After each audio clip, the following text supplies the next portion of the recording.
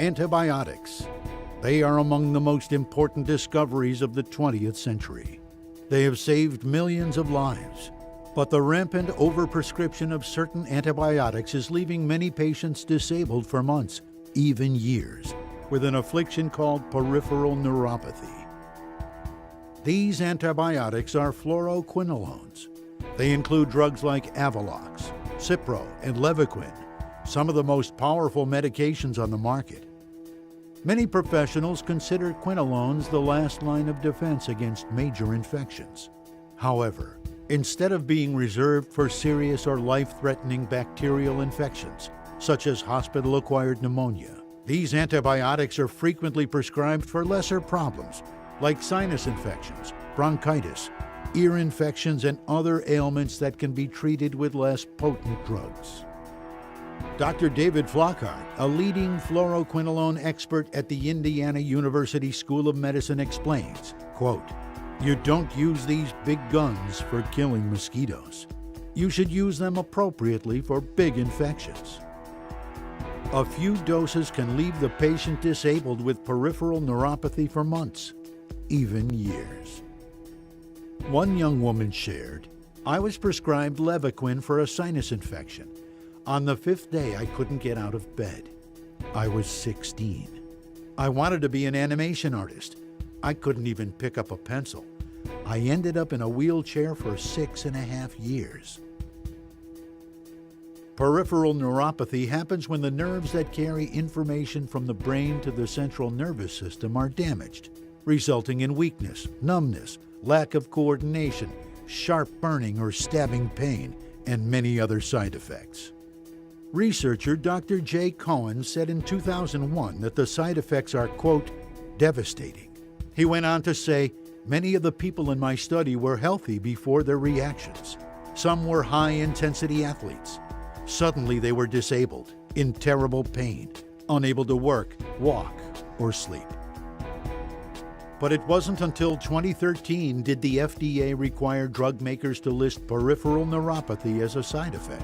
This came 12 years after the connection had already been made. To make matters worse, studies have shown that as many as 40% of prescriptions for these antibiotics are unnecessary. Share this video with your friends and family to raise awareness. While fluoroquinolones play an important medical role, everyone should be made aware of the risks associated with them. One victim shared, "I used to love to dance. Now I can hardly make it through one song on the dance floor." Share this video to protect your loved ones so they can dance if they want to. If you believe you or a loved one has suffered peripheral neuropathy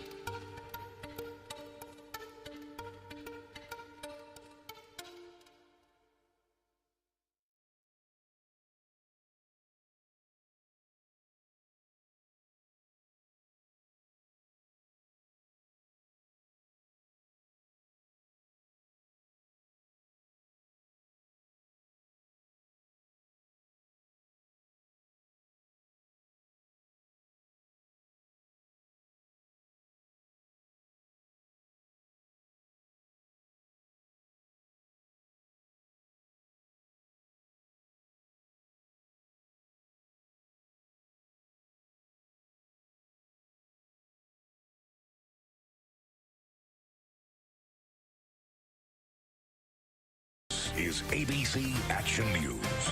Now at 6, dangerous medications. The FDA issuing new guidelines to protect your family against some of the most popular antibiotics. The permanent damage they can cause and the lives they changed forever. Good evening, everyone. I'm Jameson Euler. And I'm Wendy Ryan. Thanks for joining us. Powerful and popular antibiotics like Levaquin and Cipro causing debilitating conditions. Our I-team exposing the problem for more than a year now. Tonight, investigator Jackie Calloway spoke to one woman who says these drugs ruined her life and explains why their true impact may be bigger than anyone knows. Holy cow. This is horrible. 10 years ago, Laura Lalone suffered devastating side effects after taking Cipro for a common urinary tract infection. There were many days where I couldn't go in because it was so painful, and I sat at home and wrapped myself up in an electric blanket and cried, frankly. Severe nerve damage forced Laura to live with chronic pain and robbed her of the ability to work or travel. Now my body and my quality of life have been devastated by Cipro. She was among those who testified before the Food and Drug Administration last year regarding the dangers of fluoroquinolones, commonly known as Cipro and Levaquin. My condition has gotten progressively worse, and 2 years ago I had to stop working in my business. An I-team investigation obtained an FDA database. It revealed more than 98,000 reports of adverse reactions and 1,500 deaths linked to the drug. Those are numbers that scare me, and that's why I took the job to run the pharmaceutical watchdog program. The new restrictions include a warning about disabling side effects. Also, doctors are being asked not to prescribe fluoroquinolones for common infections, and doctors are being told to stop treatment immediately after a patient reports adverse side effects. The warning comes too late to help Laura and thousands of others, but it may spare countless patients the pain and suffering she's endured. We did it because we wanted to spare other people what we've been through. Jackie Calloway, ABC Action News. What is a subdural hematoma? A subdural hematoma is a blood vessel rupture between the brain and the outermost membrane layer covering the brain, which is called the dura. Hi, I'm attorney Robert Jarchi, and today's topic is subdural hematomas. The brain is surrounded by a network of veins, including veins from the skull. Subdural hematomas are typically caused by a traumatic brain injury, such as a blow to the head, that tears or ruptures one of these veins. When the brain is accelerated back and forth within the skull, the veins connecting the brain to the skull, known as bridging veins, may become stretched to the point of tearing or breaking. Blood may then fill the cavity between the brain and the skull. The word hematoma actually means a collection of blood. The blood is beneath the dura membrane of the brain and is therefore called a subdural hematoma.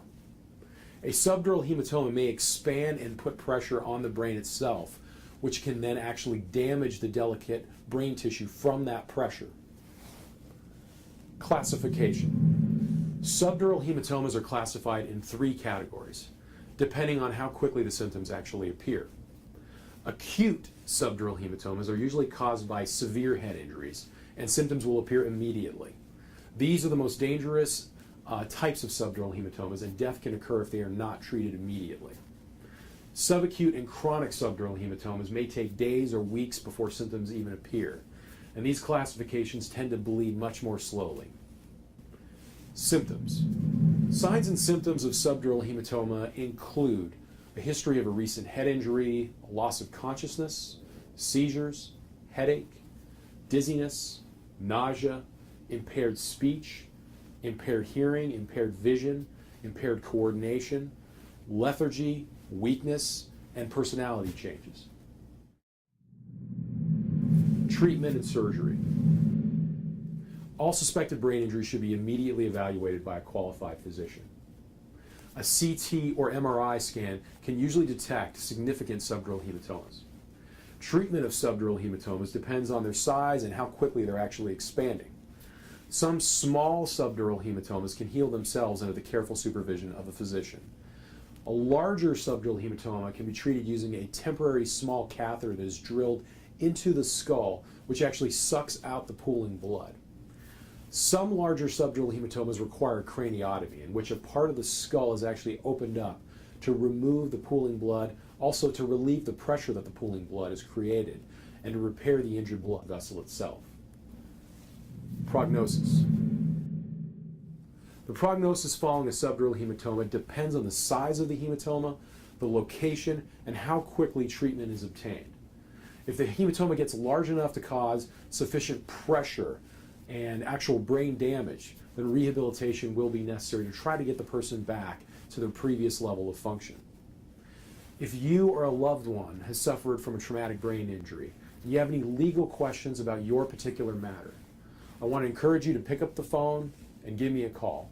I answer legal questions every single day, and I welcome your call.